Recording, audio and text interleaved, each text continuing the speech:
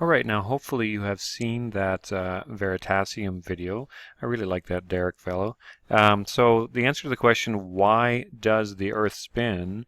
It doesn't answer the question of why did it start spinning to begin with, but it says that it doesn't require any force to keep the Earth spinning. How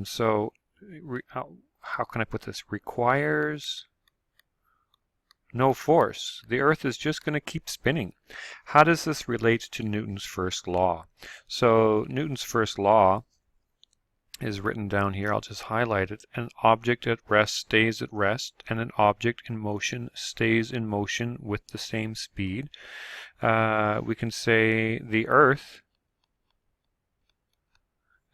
equals an object. It is moving, and it's going to stay moving.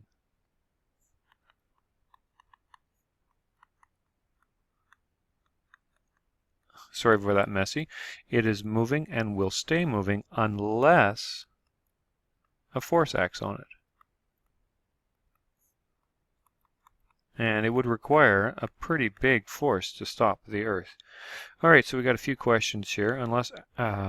Unless acted upon by an unbalanced force. So we would require a very large unbalanced force to stop the Earth. All right, let's consider this question here. What is inertia? Different ways to answer it. I like to say that inertia is equal to the stubbornness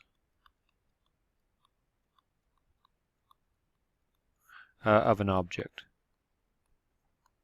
It's really just exactly what Newton's first law of motion is. Sometimes we say it's the law of inertia or his first law of motion. And what this means is that if an object, it's the same thing, a moving object will stay moving. A moving object wants to stay moving. Kind of pretending that it's a person, wants to stay moving. Or a stationary object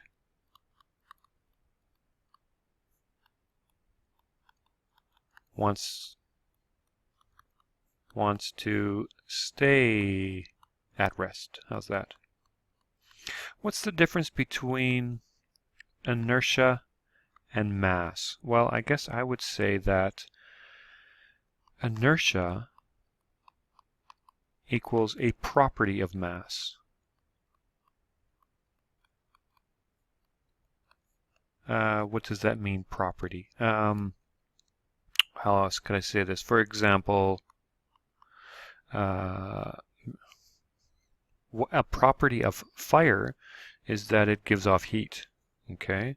Example, a property of fire equals gives off heat.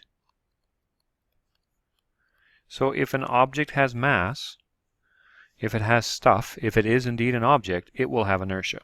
The more mass something has, the more inertia it's going to have.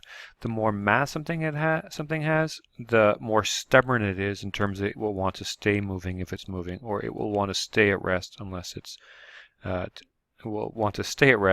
something acts on it. Here's a very common misconception. A lot of people think of inertia as a force. So no.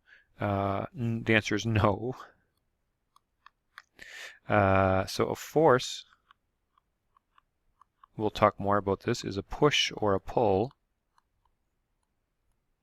And inertia equals a resistance to change in motion.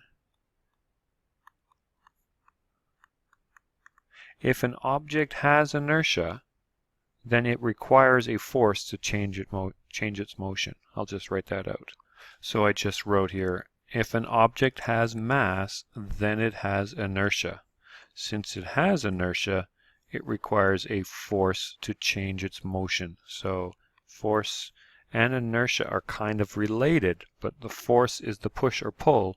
Inertia is saying you need to apply a force to change its motion. It's going to stay the way it is unless you do apply a force. All right, so there is a inertia and mass page number 1 of your handout. So this is what it looks like right here. Oh, look at this. It starts off with you defining in your own words what inertia is. And then once you're done that, we'll correct that in class. Once you're done that, you can go over the Minds on Physics sublevel 1, and you can put your success code right in this zone right there. Okay, see you in class.